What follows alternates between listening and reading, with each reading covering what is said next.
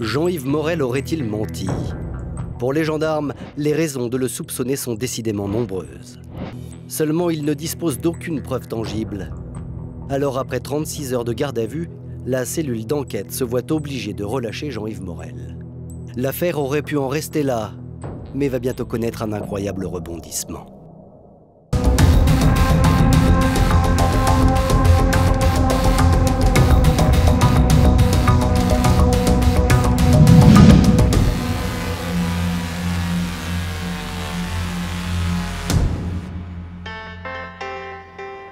Nous sommes le 5 avril 1996, en Haute-Normandie, dans la région de Rouen. Dans le village de la Fresnaye, vers 13 h, une voiture s'arrête, rue Georges Fleury, et deux jeunes femmes en descendent. Elles se ressemblent un peu. Normal, elles sont sœurs. Il y a Nadine Morel, 28 ans, et Marilène, 17 ans.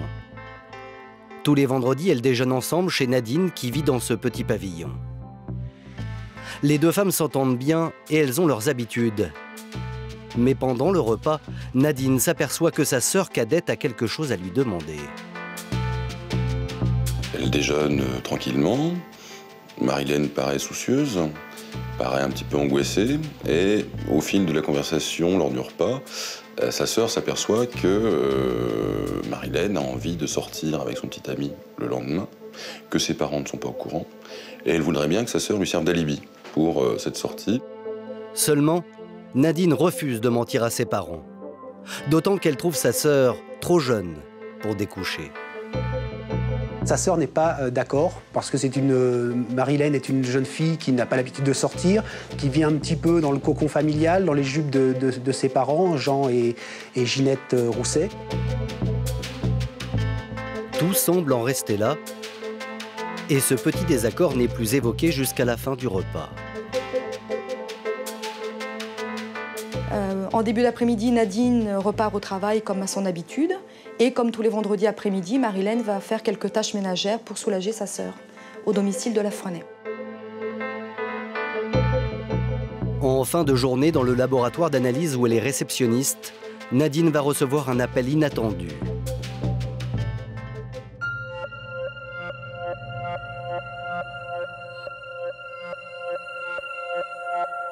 À l'autre bout du fil, c'est son mari, Jean-Yves Morel. Et il a une étrange nouvelle à lui annoncer. Jean-Yves Morel appelle sa femme, Nadine. Il est 16 h 30, il vient de rentrer du travail et il dit avoir trouvé un mot de la main de sa belle-sœur. Je pars, ne vous occupez pas de moi, on se reverra bientôt, mais pas avant mardi. Ce petit mot énigmatique surprend Nadine. Il était convenu que Marilène dorme chez elle ce vendredi soir. Alors pourquoi est-elle partie? Cela a-t-il un rapport avec leur désaccord du déjeuner? Mais au téléphone, Jean-Yves ne s'arrête pas là. Il lui dit aussi qu'il manque 200 francs qu'ils avaient laissés à la maison. Nadine ne comprend pas. Tout cela ne ressemble pas à Marilène. La jeune femme rentre chez elle, espérant que sa sœur va réapparaître. Mais à 20 h 30, Marilène n'est toujours pas revenue. Nadine et son mari Jean-Yves décident d'aller alerter les parents, Denis et Ginette Rousset, qui vivent dans un village très proche. Donc Jean-Yves Morel et Nadine Morel décident le soir de se rendre au domicile des parents Rousset, Denis et son épouse. Ils informent donc que Marilène a quitté la maison en laissant ce mot. Toute la famille est très inquiète, c'est pas dans les habitudes de Marilène d'agir ainsi. Cependant, d'un commun accord, ils décident tous d'attendre effectivement mardi le retour de Marilène. Mais contrairement à ce qui est écrit sur le mot, Marilène ne reviendra pas, ni mardi, ni plus tard.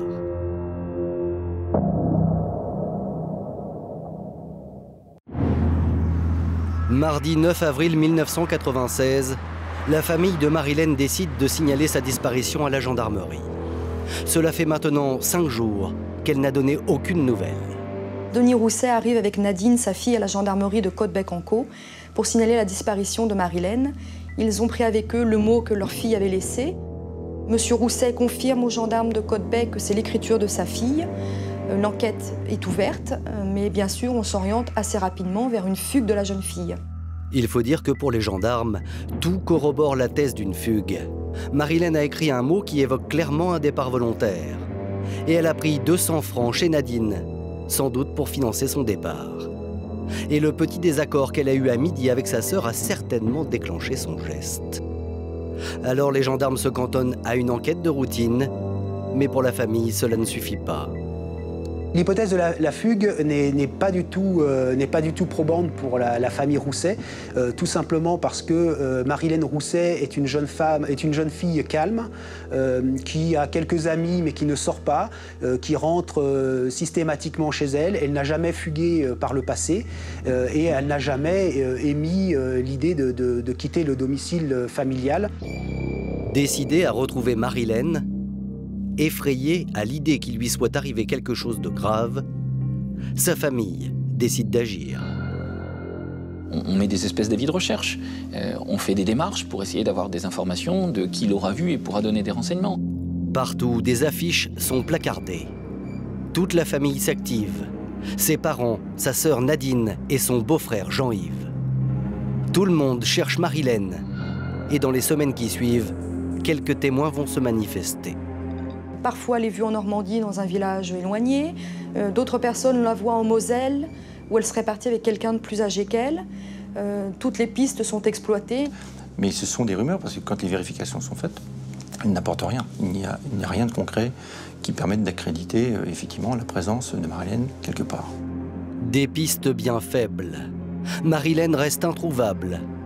Mais ses proches ne baissent pas pour autant les bras. Et c'est le mari de Nadine, Jean-Yves Morel, qui se montre le plus volontaire. Jean-Yves Morel se sent responsable de la disparition de Marilène Rousset, sa belle-sœur, parce qu'elle a disparu depuis son domicile. Il est quand même celui qui, a priori, est le dernier à être arrivé dans cette maison qu'elle venait de quitter, et en tout cas le premier à avoir trouvé le mot de sa belle-sœur. C'est peut-être aussi lui qui a le plus haut niveau d'études, qui est le plus qualifié, qui s'exprime le mieux, qui a une vision un peu plus abstraite aussi des choses, sans doute. Et donc, il est le meneur. Et il va aider toute sa belle famille à entreprendre ses recherches. Donc sans cesse, il a ce rôle, aussi bien auprès des parents de Marilène que de sa femme, de rassurer l'entourage familial en disant « on va continuer à chercher, on va la retrouver, elle est vivante, c'est sûr, j'en suis certain ». Et puisque les affichettes n'ont pas suffi, Jean-Yves a une nouvelle idée. Il veut lancer un avis de recherche, mais cette fois dans une émission de télévision qui fait beaucoup de bruit à l'époque. Perdu de vue. C'est Jean-Yves Morel qui va réussir à convaincre les parents de Marilène Rousset, donc Jean et Ginette Rousset, de se rendre à cette émission. Il a dû d'autant plus être convaincant que les parents de Marilène Rousset sont vraiment des Normands pure souche, des taiseux, pas des gens qui vont s'exposer facilement dans une émission télé, sur un plateau télé. Donc il faut vraiment les convaincre, et c'est ce que Jean-Yves Morel va s'employer à faire et qu'il va réussir à faire. Donc on le sent très motivé dans la recherche de Marilène Rousset. On est vraiment inquiet pour Marilène, on aimerait avoir de ses nouvelles. Vous avez, monsieur, je pense, beaucoup réfléchi à tout ça aussi. C'est Denis Rousset, son père, qui se fait le porte-parole de l'inquiétude familiale. Pas tellement, parce que, vous savez, nous, l'idée, c'est qu'elle devait revenir le mardi. Et depuis, on n'a toujours rien. Oui, mais je veux dire, bon, quand il y a peut-être quelquefois des conflits dans une famille, où il y a des règles de vie familiales, je sais pas... Nous, on n'a aucun problème avec ma fille, aucun. Mais ni pendant l'émission, ni le lendemain, on ne recueillera de nouvelles informations sur Marilène. Au fil des semaines, qui se transforment en mois, l'inquiétude devient angoisse. Et l'on n'aurait peut-être jamais su ce que Marilène était devenue si une deuxième disparition n'était intervenue dans la région quelques mois plus tard. « 2 juillet 1997, on signale à la gendarmerie de Saint-Romain de Colbot, dans la région de Rouen, la disparition d'une jeune fille de 23 ans, Elisabeth Griffin. La dernière fois qu'on l'a vue, c'était 9 jours plus tôt. Elisabeth a passé le week-end dans la maison de son père, avant de reprendre la route pour rejoindre son appartement d'étudiante à Rouen. Elisabeth Griffin est une étudiante qui travaille beaucoup. Elle prépare ses examens pour sa 3e année de chimie qu'elle suit à l'université de Rouen. Elle a une dernière fois sa sœur, Géraldine, au téléphone. Donc tout semble bien aller pour Elisabeth Griffin, qui est alors en pleine révision. Seulement après ce coup de téléphone, plus personne ne réussira à joindre Elisabeth. Son petit ami Thomas Deschamps essaie de l'appeler à plusieurs reprises, dès le lendemain. Mais le téléphone sonne dans le vide.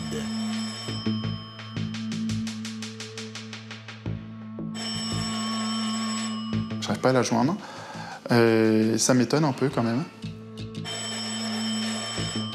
Donc là, on comprend pas ce qui se passe. Je comprends pas ce qui se passe. Pourquoi elle n'est pas là, je sais pas. Est-ce qu'elle boude, je sais pas du tout. Et déjà qu'une inquiétude commence à venir, effectivement.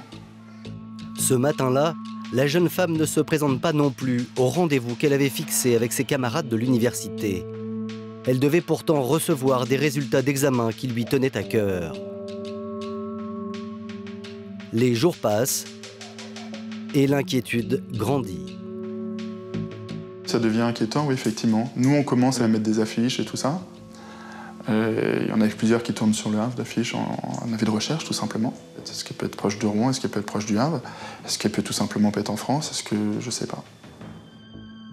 Elle n'est pas là. Elle n'est pas là. 9 jours après la disparition d'Elisabeth, toutes les hypothèses sont envisagées par les gendarmes. Suicide, disparition volontaire, enlèvement. Une enquête est ouverte et l'on va rapidement comprendre que c'est bien d'une affaire criminelle dont il s'agit. Le 3 juillet 1997, le lendemain du signalement de la disparition d'Elisabeth, sa voiture est retrouvée à Lillebonne, une petite ville située à 60 km de Rouen. Pas de traces de la jeune femme, mais ses effets personnels sont toujours à l'intérieur du véhicule. Ce véhicule est découvert, abandonné depuis quelques jours, avec tous ses papiers à l'intérieur, véhicule non fermé. Avec le sac d'Elisabeth sur le siège passager avant. Dans ce sac, il ne manque absolument rien. Tous ces papiers sont présents. Carte d'identité, carte bancaire, carnet de chèques. Mais ce qui va le plus intriguer les enquêteurs, dans ce sac, c'est un petit bout de papier qui porte quelques mots manuscrits. Fred, 10h, le 24. Le 24, ce pourrait être le mardi 24 juin, jour de la disparition d'Elisabeth. La jeune femme avait-elle un rendez-vous ce jour-là avec un certain Fred? Il se trouve qu'il y a bien un Fred, ou plutôt une Frédéric, dans l'entourage d'Elisabeth, une amie de son petit copain, Thomas Deschamps. Immédiatement, les gendarmes envisagent une rivalité entre les deux jeunes femmes, une rivalité qui aurait pu mal tourner. De là s'ouvrent de nouvelles investigations, puisque, en extrapolant un peu, on pouvait imaginer qu'elle soit à l'origine de la disparition d'Elisabeth, en complicité éventuelle avec Deschamps d'ailleurs. Frédéric est interrogé, mais rapidement mis hors de cause. En revanche, le petit ami d'Elisabeth, Thomas, a un comportement, lui, pour le moins étrange de la part d'un jeune homme dont la fiancée a disparu. Un détail nous a paru aussi un petit peu surprenant, c'est qu'il était parti très peu de temps après la disparition d'Elisabeth pour encadrer une colonie de vacances en Espagne. Pour quelqu'un qui était présenté comme son amoureux du moment, on a trouvé ça un petit peu léger, quoi, ce qui a renforcé nos doutes à son égard. Ce qui les a surpris, c'est que je ne sois pas là cet été, en fait. Qu'est-ce qui s'est passé? J'étais en Espagne, réfugié, protégé, pas tous les jours devant. Pas tous les jours devant les affiches, pas tous les jours à ne pas avoir de nouvelles d'Elisabeth. Pour aller jusqu'au bout de leurs soupçons, les gendarmes placent Thomas Deschamps en garde à vue. Garde à vue, on met en garde à vue. Moi, un peu gênant, on peut se poser des questions, parce que s'ils en arrivent à mettre en garde à vue, c'est qu'ils ont quand même des idées. Moi, j'aimerais bien savoir les pistes qui l'ont amené, parce que pour moi, j'ai rien à me reprocher, donc je suis un peu inquiet quand même. Mais après avoir vérifié son emploi du temps, les gendarmes sont bien obligés d'admettre que Thomas est innocent. Le jeune homme est aussitôt libéré.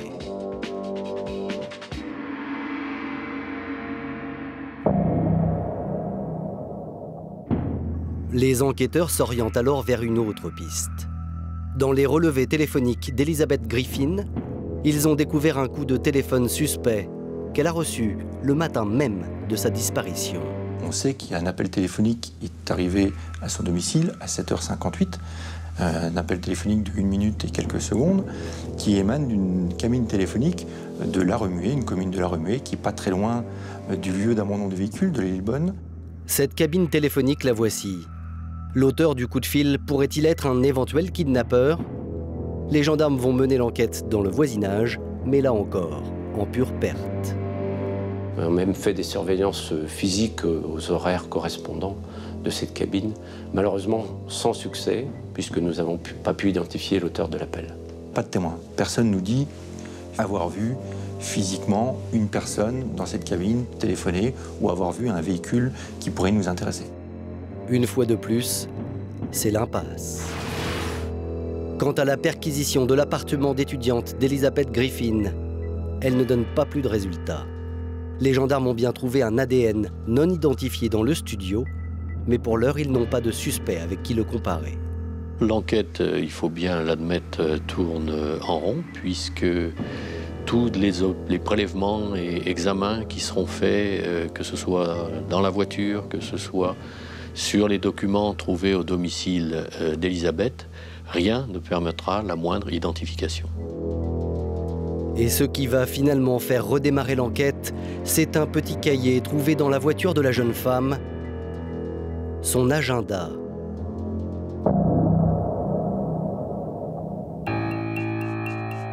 À la gendarmerie de Notre-Dame de Gravenchon, qui centralise les recherches, l'agenda personnel et le carnet d'adresses d'Elizabeth Griffin sont décortiqués dans leurs moindres détails. Chaque ligne est analysée, chaque numéro de téléphone appelé et vérifié. Et les enquêteurs vont avoir un coup de chance extraordinaire. Parmi les dizaines de noms qu'ils rencontrent, ils s'aperçoivent qu'il y en a un qui revient souvent, celui de Jean-Yves Morel. Ce nom, lorsqu'il est prononcé, évoque immédiatement un souvenir pour la gendarme Christine Alanik. Et c'est à ce moment-là que moi, présente ce jour-là à l'unité, je fais la relation avec la disparition de Marilène, où M. Morel était également impliqué, entre guillemets, puisque sa belle-sœur avait disparu de chez lui. Coïncidence surprenante, Jean-Yves Morel, le beau-frère de Marilène, dont on est sans nouvelles depuis 1 an et 3 mois maintenant, est donc une connaissance d'Elizabeth Griffin, disparue, elle, une dizaine de jours plus tôt. Autre coïncidence, le lieu où l'on a retrouvé la voiture d'Elizabeth, Lillebonne, se trouve à moins de 5 km du village de La Fresnaye, la même où Marilène a été vue pour la dernière fois. Elle disparaît également dans cette espèce de triangle un peu maudit de Normandie, c'est-à-dire entre Lillebonne, Saint-Nicolas de la Haye et La Fresnaye. Et en plus, les deux jeunes femmes se ressemblent, elles sont brunes toutes les deux et elles ont une morphologie très proche.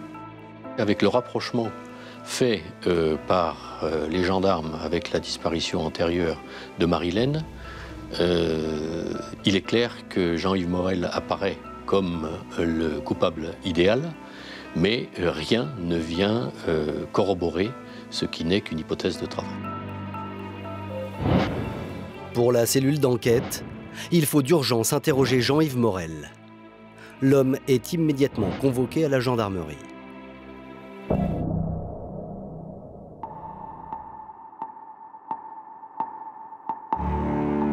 Le 16 juillet 1997, Jean-Yves Morel se présente devant les gendarmes de Notre-Dame de Gravenchon.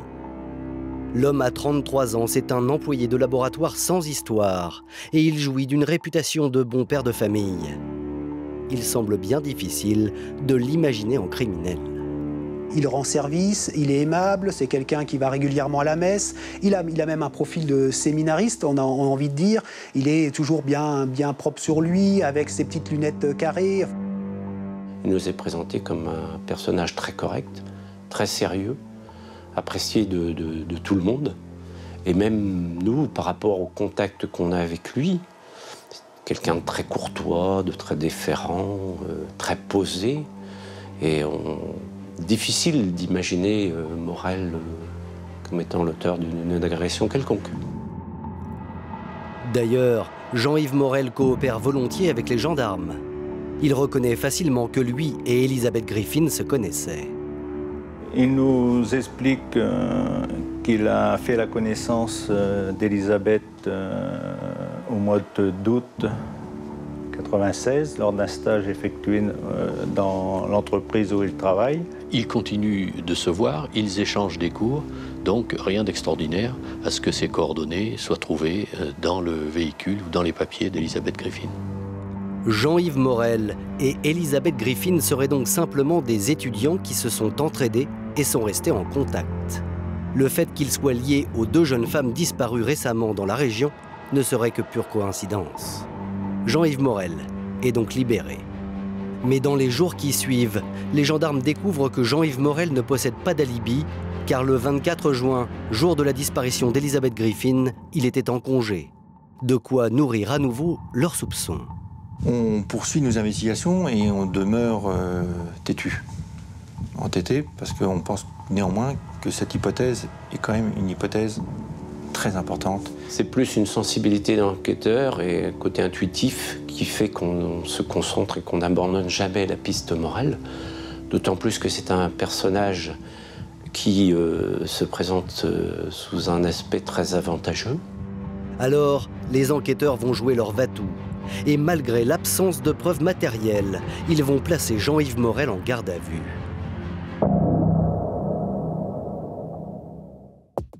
Le 9 octobre 1997, les enquêteurs se présentent au domicile de Jean-Yves Morel à La Fresnaye. Et l'homme est interpellé. Les gendarmes comptent sur 2 éléments pour prouver sa culpabilité. L'ADN inconnu prélevé dans le studio d'Elisabeth Griffin et le mot mystérieux retrouvé dans sa voiture. On va faire des prélèvements d'ADN sur monsieur et madame Morel pour qu'on puisse, pendant le temps de la garde à vue, les faire analyser et expertiser par les experts. ADN d'un côté et de l'autre côté par des experts graphologiques. Seulement lorsque les résultats des expertises arrivent, toutes les hypothèses des gendarmes s'effondrent. En revanche, la perquisition opérée au domicile du suspect va fournir aux gendarmes de nouveaux éléments. Dans le grenier, dans un grain de carton, nous découvrons 140 cassettes à caractère pornographique. On trouve des kilos, on dit des kilos parce c'était au poids, on n'était plus au nombre de revues. On trouve un nombre de revues à caractère pornographique important.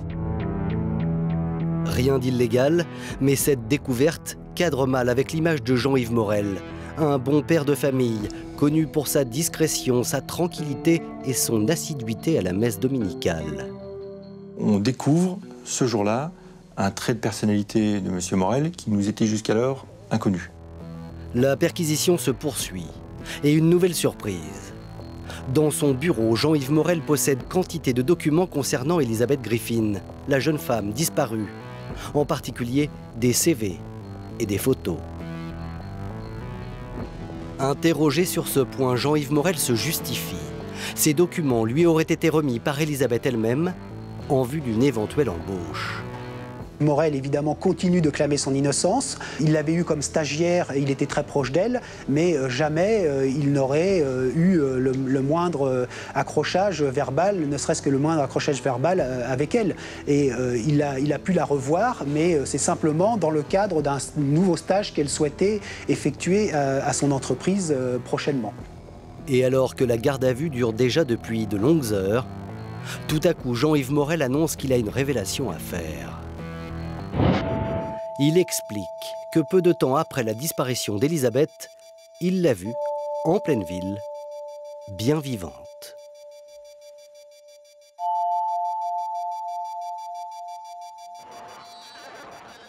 Morel, après un temps de repos, nous dit avoir vu vivante Elisabeth Griffin le 27 juin à Lillebonne, en compagnie d'autres jeunes filles. C'est un élément pour le moins troublant et nouveau qui va désarçonner les enquêteurs. Donc cela nous a bien interrogés, bien sûr, mais pas convaincus forcément. D'autant plus que la révélation de Jean-Yves Morel va s'avérer complètement invérifiable. On va dans la commune, on vérifie tous les commerces, on recherche des témoins, on n'en trouve pas. On essaie d'identifier des jeunes filles, on n'en trouve pas. Jean-Yves Morel aurait-il menti? Pour les gendarmes, les raisons de le soupçonner sont décidément nombreuses. Seulement, il ne dispose d'aucune preuve tangible. Alors, après 36 heures de garde à vue, la cellule d'enquête se voit obligée de relâcher Jean-Yves Morel. L'affaire aurait pu en rester là, mais va bientôt connaître un incroyable rebondissement.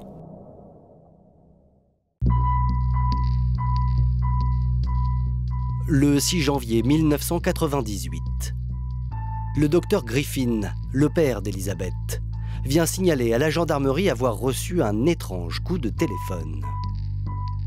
C'est quelqu'un qui ne se présente pas, c'est un coup de fil anonyme, et qui dit « Vous devriez dire ça aux gendarmes, Jean-Yves Morel a fait des travaux à la période même où votre enfant a disparu. » Qui est le mystérieux informateur?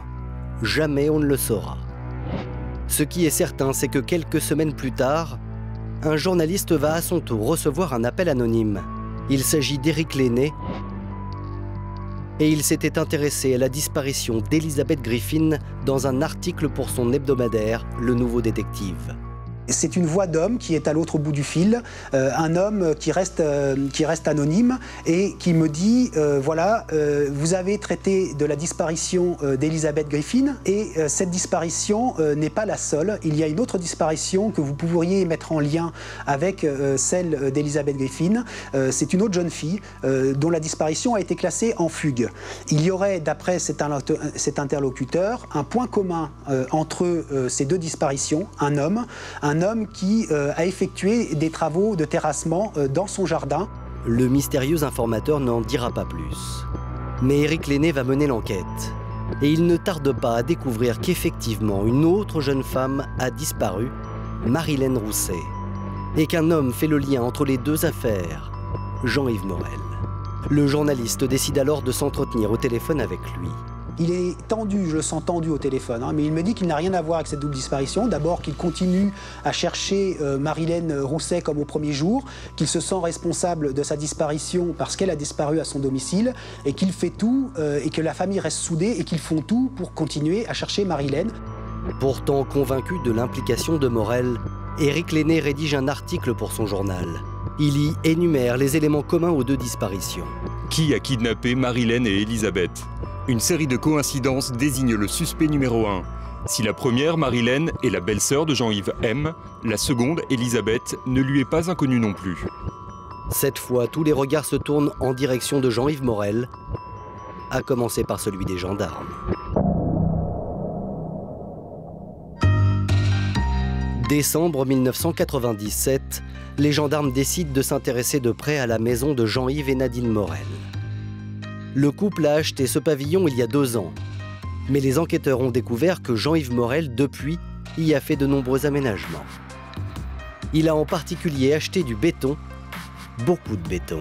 On contacte l'ancien propriétaire de la maison pour savoir dans quel état c'était, à l'époque où ça a été vendu.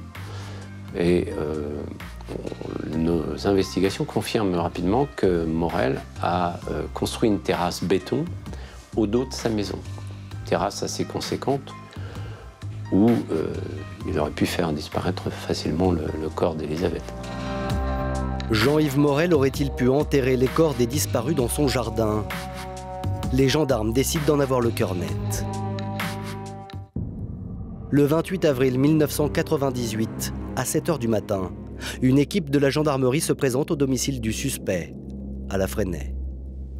Nous sommes reçus par lui-même, qui, toujours très courtois, après qu'on lui ait expliqué le but de notre visite, nous dit textuellement « Faites votre travail, messieurs ». Les enquêteurs ne sont pas venus seuls. Ils sont accompagnés de 2 géologues équipés d'un géoradar, une machine toute nouvelle capable de détecter la moindre anomalie sous le sol sans avoir à creuser.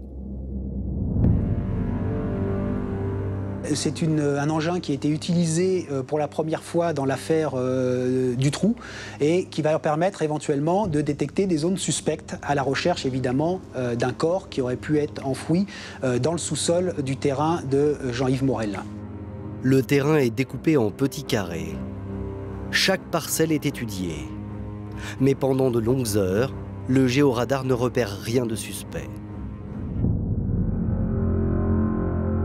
Il est 4 heures de l'après-midi, lorsque les géologues repèrent enfin une anomalie non pas dans le jardin, mais dans le sous-sol du garage. Ce sont quelques gendarmes qui, avec des simples pelles, commencent à retirer la terre. Et au bout de quelques heures de travail, après avoir retiré environ 80 cm de terre, nous découvrons une partie bétonnée.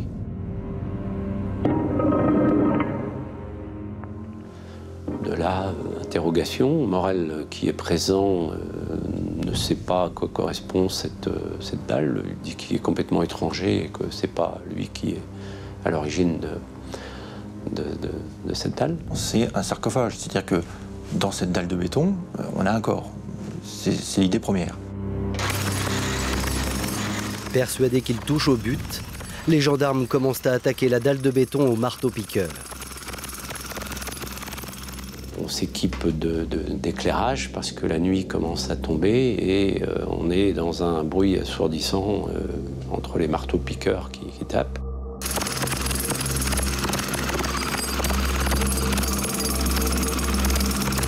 Vers 23h30, la dalle est entièrement enlevée.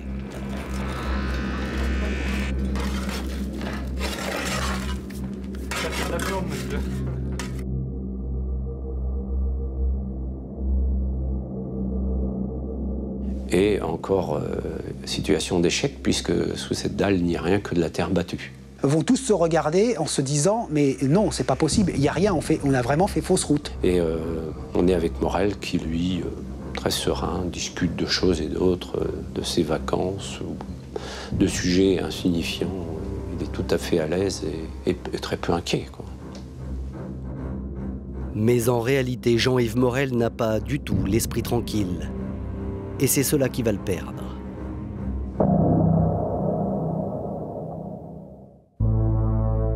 Jean-Yves Morel va passer un coup de téléphone depuis la maison à sa femme Nadine, pendant que les gendarmes poursuivent les fouilles. Seulement, ce qu'il ignore, c'est que toutes ces conversations sont sur écoute. Et l'échange qu'il va avoir avec son épouse confirme aux enquêteurs que l'homme a quelque chose à cacher. Là, il creuse, on attend de savoir. On attend de savoir quoi? Dis-moi. Non mais attends, leur décision, quoi.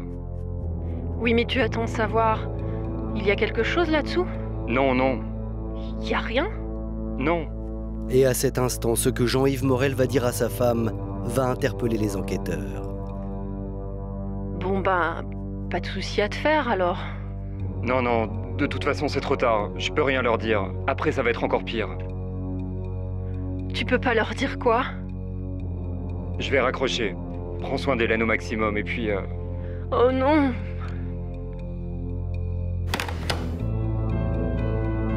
Aussitôt, je contacte les collègues sur place en leur disant « il faut vous acharner, il se passe quelque chose. Jean-Yves que je viens d'avoir en direct, c'est pas le même homme. Ce qu'on fait là, ça le dérange. Il y a quelque chose, c'est sûr, il faut trouver. »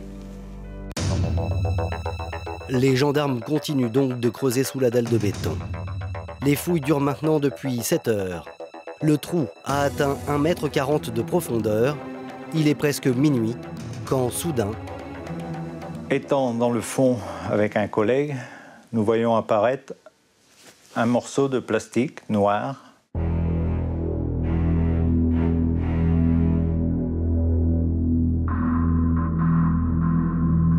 De là, tout se fige, parce que là, il se passe autre chose. On a compris qu'on était dans une autre situation et je pense que là, tout le monde a eu conscience qu'on arrivait au but final de l'enquête. Et tout le monde se regarde et on se demande s'il faut l'ouvrir ou pas. Et là, je prends un objet tranchant, un coin de pêche, je craque le plastique. Et une odeur immonde envahit tout de suite le garage. On ouvre et je vois une main apparaître. Tout s'arrête, le bruit. On est dans une situation tout à fait bizarre. On redoute et on voudrait, mais on redoute également parce que c'est... Quelque part, l'émotion prend le dessus, quoi. Ce corps à l'intérieur du sac de plastique noir, c'est celui d'une jeune femme au poignet attaché. À cet instant, Jean-Yves Morel, comprenant qu'il est démasqué, s'éloigne à pas lents du garage. Une réaction réflexe pour essayer d'échapper à la situation. Une réaction de... Je pense pas que ce soit de fuite, mais il veut échapper, quoi, et s'échapper. Et on le rattrape dehors, on lui demande qui c'est qui, et il nous dit c'est Elisabeth. C'est bien le corps d'Elisabeth Griffin qui se trouve dans ce sac de plastique, sous le garage. Son cadavre est quasiment nu, il ne porte qu'un soutien-gorge. En revanche, pas de trace de la belle-sœur de Jean-Yves Morel, Marilène. Je lui pose la question. Et Marilène, et il me dit, Marilène, ce n'est pas moi.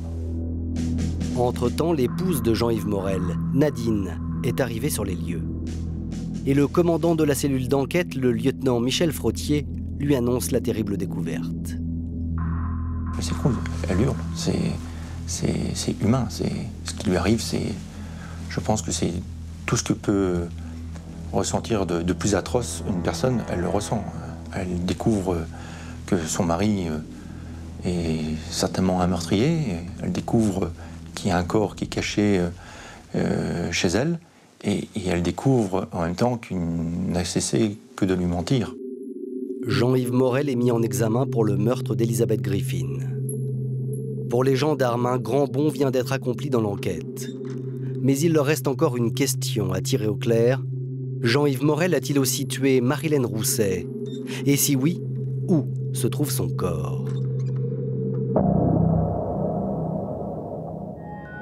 Incarcéré à la maison d'arrêt de Rouen, Jean-Yves Morel fait une tentative de suicide pendant le week-end des 2 et 3 mai 1998, mais il échoue. Le lendemain, il est extrait de sa cellule pour un nouvel interrogatoire. Épuisé psychologiquement, l'homme cette fois passe des aveux complets et il explique que dans son jardin, il y a un deuxième cadavre. Il va être emmené par les gendarmes sur son jardin et il va désigner l'endroit où est la dépouille de Marilène Rousset. Il n'a fait aucune difficulté pour indiquer de lui-même aux gendarmes l'endroit où il fallait creuser.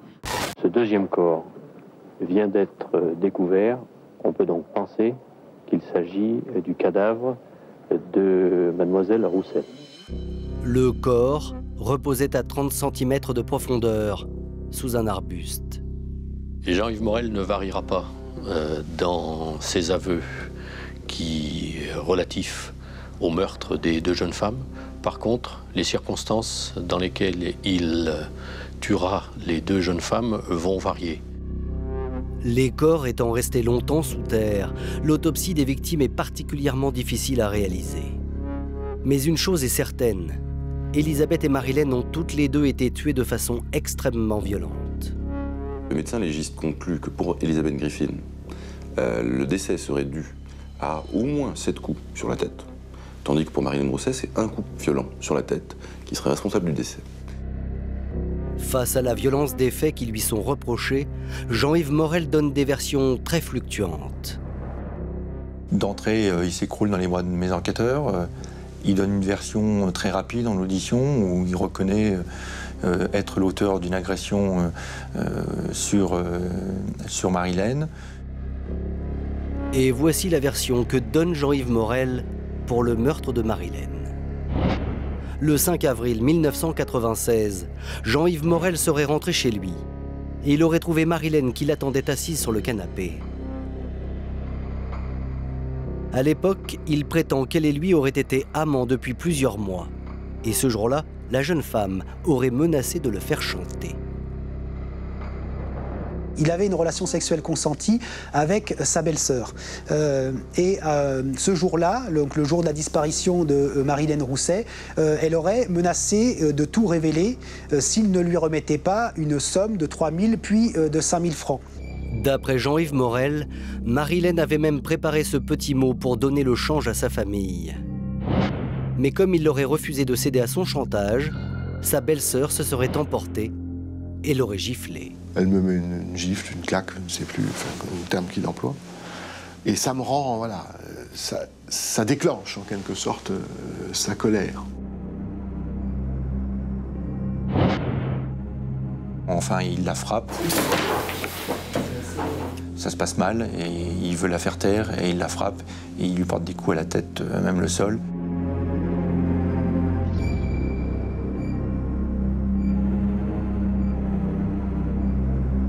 Il explique qu'elle était inanimée et que, paniquant, il l'a enterrée de suite en la déshabillant.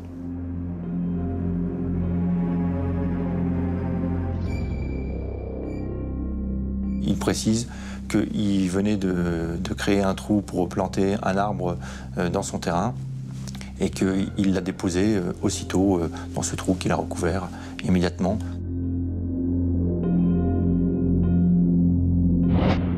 C'est ensuite que Jean-Yves Morel aurait téléphoné à sa femme Nadine, lui racontant que Marilène avait quitté la maison en ne laissant derrière elle que ce petit mot.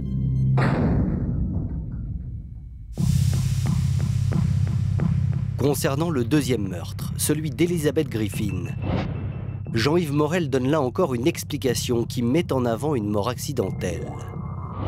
Le 24 juin 1997, il se trouvait chez lui lorsque la jeune femme lui aurait rendu visite.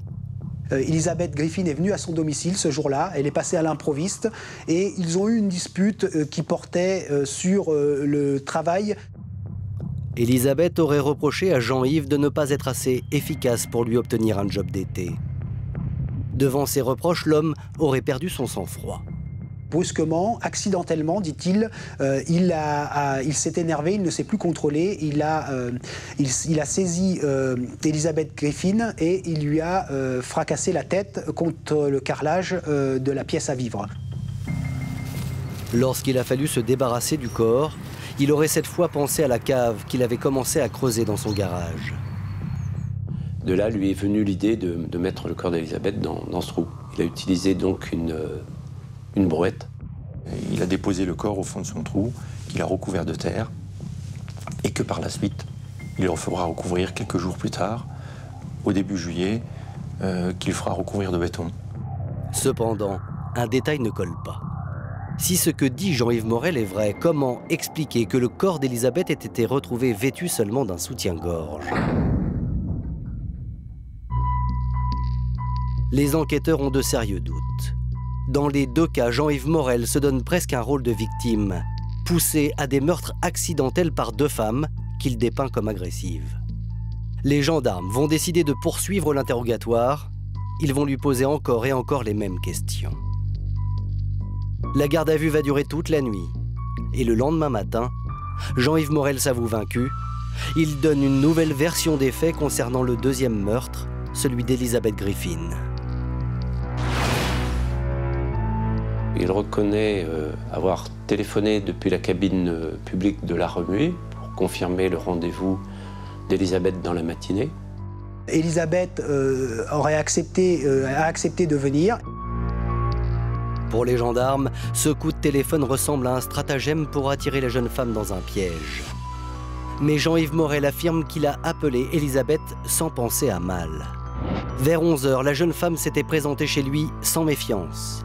Et contrairement à sa première version, Morel avoue cette fois que sans raison, il l'a agressée. Peu de temps après son arrivée, il l'a violée, donc, ce qui explique que le corps ait été retrouvé dénudé. Et comme elle menaçait de tout dénoncer et qu'il voyait, d'après lui, son couple s'effondrer, il s'est énervé, il a perdu son sang-froid et il l'a attrapé, saisi et il lui a violemment projeté la tête contre le carrelage à 7 reprises. À propos de Marilène, Morel ne change pas sa version des faits. Ses aveux concernant les deux affaires sont désormais suffisants Il comparaîtra devant les assises de Rouen sous les qualifications d'homicide volontaire, précédé de viol et de meurtre. Et son procès va réserver quelques surprises.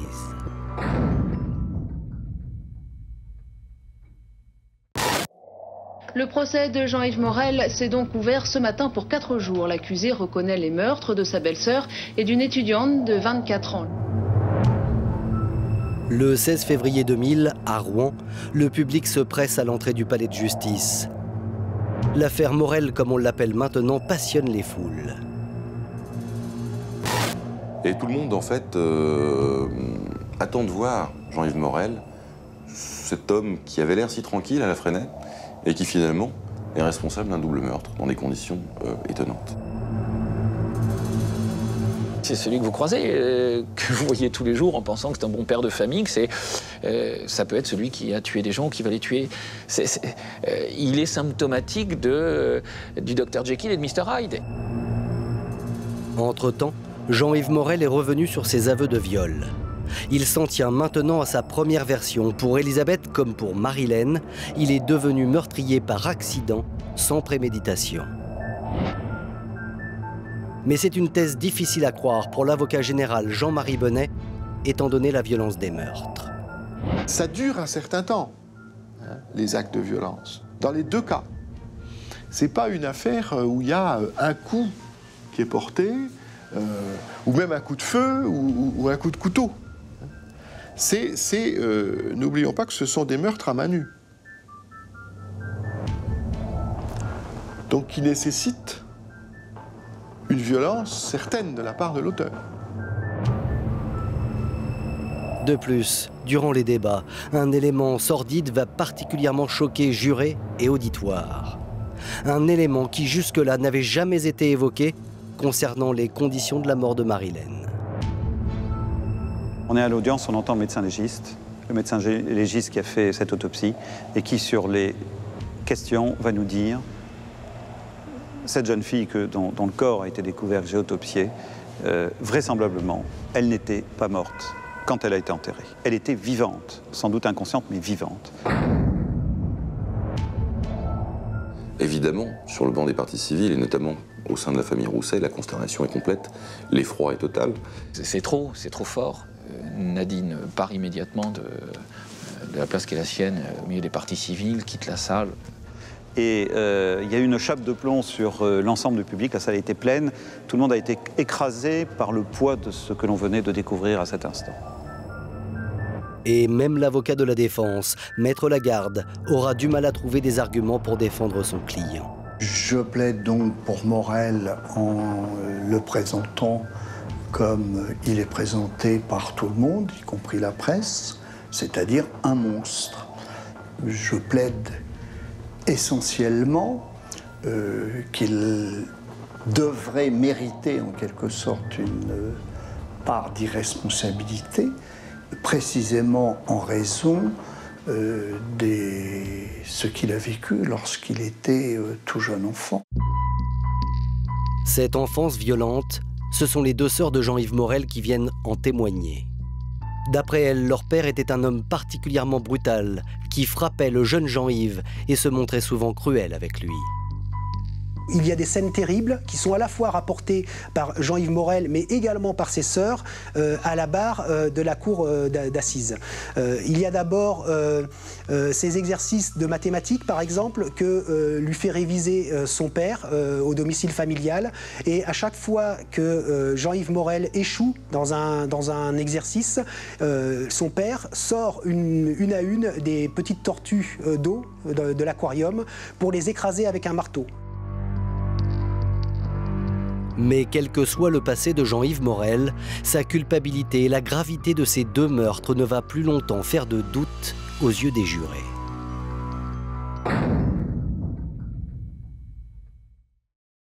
Il est un peu plus de 20h hier soir à Rouen. Le public sort dans le calme. Il vient pourtant d'applaudir à tout rompre le verdict, la perpétuité contre Jean-Yves Morel. Jean-Yves Morel est condamné à la prison à perpétuité. Le père d'Elisabeth Griffin est le premier à s'en féliciter. La justice a fait son œuvre et Elisabeth est vengée dans son honneur. La peine est justifiée. Mais pour la famille de Marilène Rousset, le procès laisse un goût d'inachevé. Jusqu'au bout, Jean-Yves Morel a soutenu que sa belle-sœur était sa maîtresse et voulait le faire chanter. Une thèse insupportable pour la famille de la victime. Je pense que pour les Rousset, notion de perpétuité avec une mesure de sûreté maximale, c'était pas leur affaire. Je crois réellement que c'était pas leur affaire. Je crois que ce qu'ils voulaient, c'était savoir comment les choses s'étaient passées et surtout que Marilène soit pas responsable ou présentée comme responsable de ce qui était arrivé. C'est insoutenable. Mais qui voulaient bien plus que la peine, parce que finalement ça leur indiffère, comprendre ou entendre des choses qu'ils n'ont pas entendues. Jean-Yves Morel est incarcéré au centre de détention de Caen. Il garde avec lui une partie de ses secrets. Le lieutenant Frottier et l'adjudant Vépierre, eux, partagent une même conviction. L'homme aurait été un tueur en série. Marilène Rousset et Elisabeth Griffin n'auraient été que les premières victimes sur une liste qui aurait pu être plus longue. Il n'en était qu'à ses débuts. En un an de temps, il avait tué 2 jeunes filles qu'il avait assassinées, tuées à son domicile, qu'il a enterrées à son domicile, et il cherchait à rencontrer d'autres personnes. Sa quête n'était pas finie. Pour moi, c'est quelqu'un qui fait partie des tueurs en série. Jean-Yves Morel aurait-il été un serial killer en puissance? Personne ne le sait, à part peut-être lui-même.